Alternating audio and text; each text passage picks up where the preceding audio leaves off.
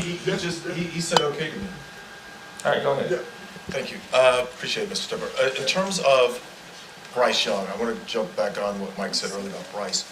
There's been a lot of reports over the last few days, in fact, that Frank wanted CJ Stroud. You tipped the scales and said you wanted Bryce Young. Is that true? And then also seeing what CJ Stroud is doing in Houston, did that make it the comparisons even that much greater because of what you're seeing in Houston as opposed to here?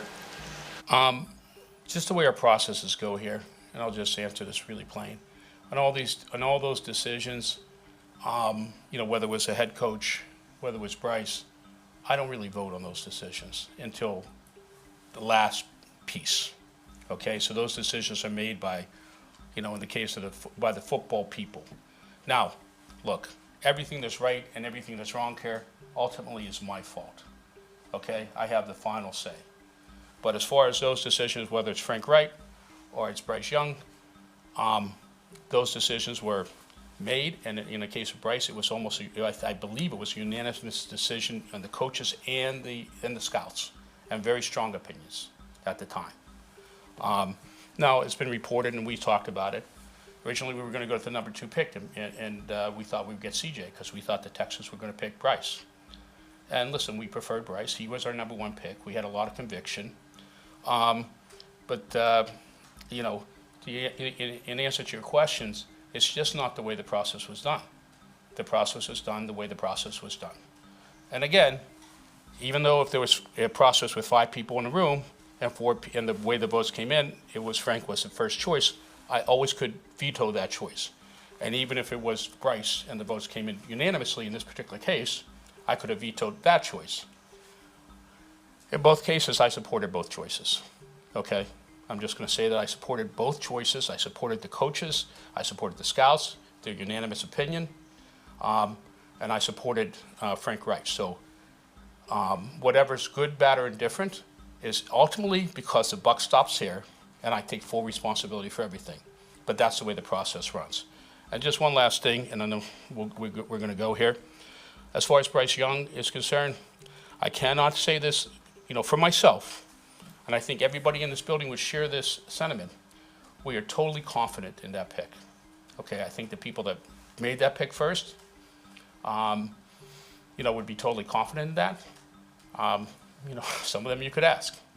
Okay, and I think and for me, I'm totally confident in agreeing with that pick. Thank you.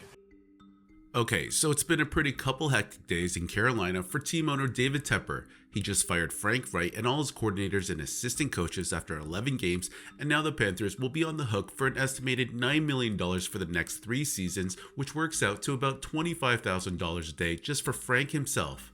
David Tepper is known to be pretty impatient coming from the hedge fund world. Since taking over the Panthers in 2018, he's had 3 coaches in Ron Rivera, Matt Rule, and now Franch Reich, as well as 3 interim coaches. Anyways, in the press conference earlier today, Tepper was asked about the ins and outs about drafting their franchise quarterback leading up to the draft, and I'm sure David is regretting giving that last reporter a chance to ask the final question because what he said here was pretty bad in my opinion. I think he just revealed way more than he needed to. When asked, David Tepper said the Panthers initially had a trade to go up to the number 2 spot in the draft behind Houston, which I assume was sometime before week 18 of last year, before Houston won their final game against the Indianapolis Colts to move down to the number 2 slot. He then goes on to say that he thought the Texans were going to draft Bryce Young and that they would eventually end up having to pick CJ Stroud. Now, Tepper did make it clear in that interview that he stood by his choice to take Bryce Young, but why even divulge this information to the public? It just kind of makes things look really awkward because CJ Stroud, who ended up going 2nd overall behind Bryce, is playing out of his mind while Young has struggled.